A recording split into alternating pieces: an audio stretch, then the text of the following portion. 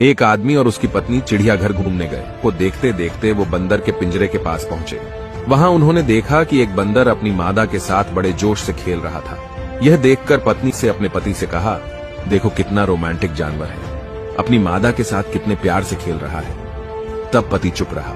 तभी पति पत्नी आगे गए तो उन्हें शेर का पिंजरा नजर आया। वहां उन्होंने देखा कि शेर और शेरनी दूर दूर बड़े आराम से बैठे थे। खामोश शेर एक कोने में अकेला बैठा था, जैसे शेरनी का कोई अस्तित्व ही नहीं हो। यह देखकर पत्नी ने थोड़े दुखी मन से कहा, कैसे जानवर है, बिल्कुल अलग ही बैठा है, जैसे शेरनी को जानता ही नहीं। इनका आपस में बिल्कुल प्यार नहीं लगता। तभी पत्नी को एक पत्थर दिया और कहा, इस पत्थर को जरा शेरनी की तरफ फेंको। और जैसे ही पत्नी ने शेरनी की तरफ पत्थर फेंका, तभी शेर दहाड़ता हुआ अपनी शेरनी की रक्षा के लिए आगे आया। अब पति अपनी पत्नी को एक पत्थर और दिया और कहा, अब इसे बंदरिया की तरफ फेंको।